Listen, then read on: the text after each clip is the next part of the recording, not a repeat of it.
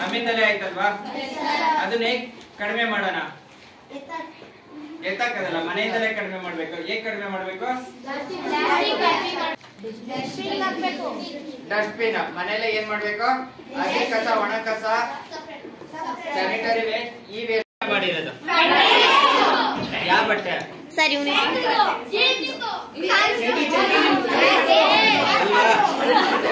ಏನ್ ಹೇಳಿ?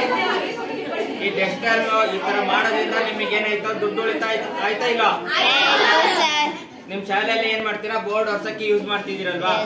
ಇದು ಯಾರ್ಯಾರು ಎಷ್ಟು ಮಕ್ಳು ಮಾಡ್ಕೊಂಡು ಬರ್ತಿದ್ದೀರಾ ನಿಮ್ ಶಾಲೆಗೆ? ನೆಕ್ಸ್ಟ್ ಇನ್ನೊಂದು ಕಾನ್ಸೆಪ್ಟ್ ಇವಾಗ ನಿಮಗೆ ನಿಮ್ ಶಾಲೆಯಲ್ಲಿ ಏಕೋಬ್ರಿಕ್ಸ್ ಮಾಡೋದು ಹೇಳಿದೀವಲ್ವಾ? ಇದೇ ರೀತಿ ನಿಮ್ಮ ಪಾರ್ಕ್ ಅಲ್ಲಿ, ನಿಮ್ ಶಾಲೆ ಮುಂದ್ಗಡೆ ಒಂದು ಪಾರ್ಕ್ ಇದೆ. ಬೆಳಿಗ್ಗೆ ಹೊತ್ತು ವಾಕ್ ಮಾಡಕ್ ಬರ್ತಾರಲ್ವಾ? ನಿಮ್ಮ ಯೂನಿಫಾರ್ಮ್ ಹಳೆ ಡ್ರೆಸ್ ಎಲ್ಲ ಏನ್ ಮಾಡಿದೀರ ಅಷ್ಟ ಹೇಳಿ.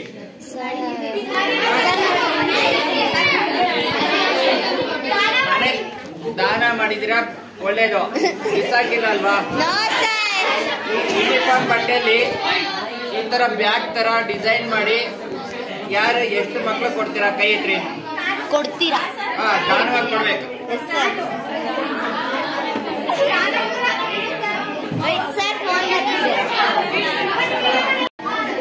ನೀವೆಲ್ಲ ಎಂತ ಮಕ್ಕಳು? ಕೊಡಿ ಕೊಡಿ.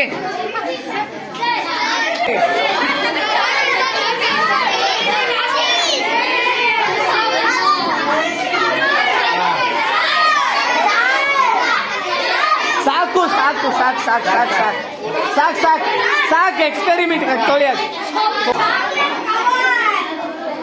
ಮಕ್ಕಳ ಇದೇನ್ ಹೇಳಿ? ಎಲ್ಲ ಚಾಕ್ಲೇಟ್ ಕವರ್ ಅಲ್ವಾ? ಇವಾಗ ನಾನು ಇದು ಅಷ್ಟು ಕೈಯಲ್ಲಿ ಇದೆಯಲ್ಲ, ಏನ್ ಮಾಡ್ತಿದ್ದೀನಿ? ಬಿಟ್ಟೆ ಏನಾಯ್ತು? ಎಷ್ಟಾಗ್ಲೂ ಹೋಯ್ತು? ಕಸ ಏನಾಯ್ತು? ಭೂಮಿ ಮೇಲೆಲ್ಲ ಅಳ್ಕೊಂತಲ್ವಾ? ಇವಾಗ ಈ ಕಸನೆಲ್ಲ ನಾವೇನ್ ಮಾಡ್ಬೇಕು?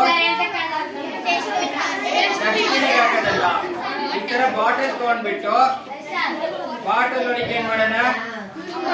ಈಗ ಕಳ್ಸೇನಲ್ವಾ? ಎಷ್ಟಾಗ್ಲ ಹಾಕೋದು? ಇಷ್ಟಾಗ್ಲ ಆಡ್ಕೊಳೋದಲ್ವಾ? ಭೂಮಿ ಒಳಗೆ ನೀರ್ ನಾವು ಭೂಮಿ ಒಳಗೆ ಕಳ್ಸತ್ತಾ? ಕಳ್ಸಲ್ಲಲ್ವಾ? ಇದನ್ನ ಈ ತರ ಕಡಿಮೆ ಮಾಡಿದೆ. ಬರೀ ನಾವು ದಿನದಲ್ಲಿ ಯಾರು ಚಾಕ್ಲೇಟ್ ತಿಂದಂಗೆ ಇದ್ದೀರಾ? ಕೈ ಎತ್ತಿ. ಒಂದು ದಿನದಲ್ಲಿ ಯಾರು ಚಾಕ್ಲೇಟ್ ತಿನ್ನಲ್ಲ ಅನ್ನೋದನ್ನ ಬೆಳಗಿನ ಶುಭೋದಯ. ನನ್ನ ಹೆಸರು ಸುರೇಶ್ ಅಂತ. ನಾನು 8ನೇ ತರಗತಿಯಲ್ಲಿ ಓದ್ತಿದ್ದೀನಿ. ನನ್ನ ಶಾಲೆ ಹೆಸರು GMPS ಗೃಹಲಕ್ಷ್ಮಿ ಲೇಔಟ್.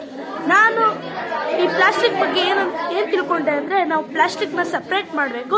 ಸಪ್ರೇಟ್ ಮಾಡಿ ಅದನ್ನು ಒಂದು ಕಡೆ ಇಡಬೇಕು. ಅದಾದಮೇಲೆ ಈ ಕಡೆ BBMP ಅವರೆಲ್ಲ ಬಂದಾಗ ಆ ಕಸಗಳನ್ನ ಅವ್ರಿಗೆ ಕೊಡಬೇಕು.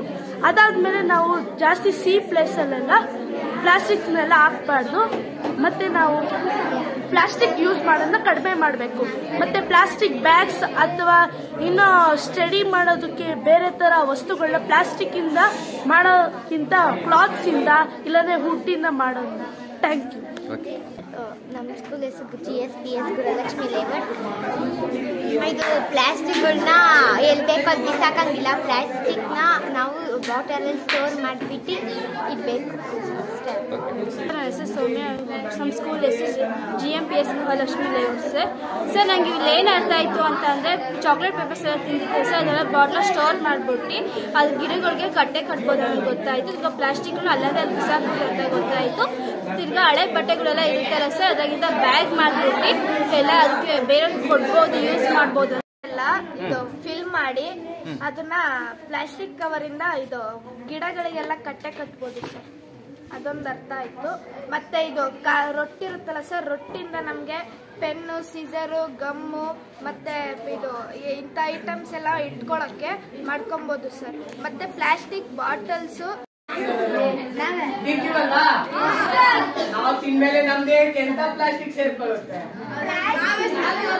ಮೈಕ್ರೋ ಪ್ಲಾಸ್ಟಿಕ್ ಇದು ಸಮುದ್ರಕ್ಕೆ ಹಾಕ್ತಿವಲ್ಲ ಸರ್, ಆಗ ಸಮುದ್ರಕ್ಕೆ ನೀರ್ಗೆ ಹಾಕಿದಾಗ ನೀರಲ್ಲಿ ವಾಸಿ ಮಾಡೋ ಪ್ರಾಣಿಗಳಿಗೆ ಸರ್ ತೊಂದರೆ ಆಗುತ್ತೆ. ಓಕೆ, ಜಲಚರ ಜೀವಿಗಳಿಗೆ ಅಲ್ವಾ? ಈಗ ಮಳೆ ಜೋರಾಗಿ ಬಂದು ಎಲ್ಲ Tarun, I am studying in 6th standard B section. My school name is Government Higher Primary School. ಇದರಿಂದ ನಮ್ಗೆ ಏನು ಅರ್ಥ ಆಯಿತು ಅಂದರೆ ನಾವು ವಾಯು ಮಾಲಿನ್ಯ ಮತ್ತು ಜಲ ಮಾಲಿನ್ಯ ಮಾಡಬಾರ್ದು. ಮತ್ತು ನಾವು ಒಂದು ವರ್ಷ ಓದಿರ್ತೀವಲ್ಲ ಬುಕ್ಕು, ಅದನ್ನು ಗುಜರಿ ಅಂಗಡಿಗೆ ಹಾಕೋ ಬದಲಿಗೆ ನಾವು ತಗೊಂಬಿಟ್ಟು ಏನಾದರೂ ಪ್ರಾಜೆಕ್ಟ್ ವರ್ಕ್ ಅಥವಾ ಏನಾದರೂ ಮಾಡ್ಕೊಬೋದು. ಓಕೆ. NGO ಕಡೆಯಿಂದ ಕಾಮರಾಜ್ ಸರ್ ಮತ್ತು ಈ ವಾಲಂಟಿಯರ್ ಸರ್ ಬಂದು ನಿಮಗೆಲ್ಲ ಅವೇರ್ನೆಸ್ಸನ್ನು ಮೂಡಿಸಿದ್ದಾರೆ. ಬಹುಶಃ ಇತ್ತೀಚಿನ ದಿನಗಳಲ್ಲಿ ನೀವು ನೋಡ್ತಿರುವಂತಹ ಒಂದು ಬಹುದೊಡ್ಡ ಸಮಸ್ಯೆಗಳಲ್ಲಿ ಸವಾಲಾಗಿ, ಅದಂತೂ ಅತ್ಯಂತ ಪರಿಣಾಮಕಾರಿಯಾದ ಸವಾಲಾಗಿ ರೂಪುಗೊಂಡಿರುವ ಒಂದು ಸಮಸ್ಯೆ ಅಂತ ಹೇಳಿದ್ರೆ ಪ್ಲಾಸ್ಟಿಕ್ ನಿರ್ವಹಣೆ, ಕಸದ ನಿರ್ವಹಣೆ. ಅದ್ರ ಜೊತೆಗೆ ಪ್ಲಾಸ್ಟಿಕ್ಕನ್ನು ಯಾವ ರೀತಿ ನಿರ್ವಹಣೆ ಮಾಡಬೇಕು ಅಂತ. ಪ್ಲಾಸ್ಟಿಕ್ ಬಗ್ಗೆ ನೀವು ಚೆನ್ನಾಗಿ ಕಲ್ತಿದ್ದೀರಾ, ನಿಮ್ಗೆ ಆಗುವಂತಹ ಉಪಯೋಗ ನಿಮ್ಗೆ ಚೆನ್ನಾಗಿ ಗೊತ್ತಿದೆ, ಎಷ್ಟು ಚೀಪ್ ಆಗಿದೆ, ಅದರ ಡ್ಯೂರೇಬಿಲಿಟಿಯನ್ನು ನೀವು ಕಲ್ತ್ಕೊಂಡಿದ್ದೀರಾ. ಈ ಒಂದು ಇಷ್ಟೆಲ್ಲ ಇದ್ರೂ ಸಹ ಅದರ ನಿರ್ವಹಣೆ ಚೆನ್ನಾಗಿ ಆದರೆ, ಸರಿಯಾದ ಕ್ರಮದಲ್ಲಿ ಆದರೆ ಮಾತ್ರ ಸಹ ನಮ್ಮ ಪರಿಸರಕ್ಕೆ ಪ್ಲಾಸ್ಟಿಕ್ ಏನು ಮಾಡೋದಿಲ್ಲ, ಹಾನಿಯನ್ನು ಉಂಟು ಮಾಡೋದಿಲ್ಲ. ಆದರೆ ಅದರ ನಿರ್ವಹಣೆ ಸರಿಗಾಗಿಲ್ಲ ಅಂತ ಹೇಳಿದ್ರೆ ಅದು ದೊಡ್ಡ ಸವಾಲು. ಗೊತ್ತಿದೆ ನಿಮಗೆ, ಯಾಕೆ ಅನ್ನೋದು ಸಹ ನಿಮಗೆ ಗೊತ್ತಿದೆ. ಸೊ ಹಾಗಾಗಿ ಅದರ ಬಗ್ಗೆ ನಿಮಗೆ ವಿತ್ ಫ್ಲ್ಯಾಶ್ ಕಾರ್ಡು ಮತ್ತು ನಿಮ್ಮ ಅಭಿಪ್ರಾಯಗಳನ್ನ ಕೇಳ್ತಾ ಬಹಳ ಚೆನ್ನಾಗಿ ನಿಮಗೆ ಜಾಗೃತಿಯನ್ನು ಮೂಡಿಸಿದ್ದಾರೆ. ಸೊ ಈ ಒಂದು ಸಂದರ್ಭದಲ್ಲಿ ನಮ್ಮ ಶಾಲಾ ವತಿಯಿಂದ, ನಮ್ಮ ಇಲಾಖಾ ವತಿಯಿಂದ ಮತ್ತು HM ಕಡೆಯಿಂದ ಈ ಇಬ್ಬರು ಶ್ರೀಯುತರಿಗೆ ನಮ್ಮೆಲ್ಲರ ಪರವಾಗಿ ಒಂದು ಅಭಿಮಾನದ ಚಪ್ಪಾಳೆ.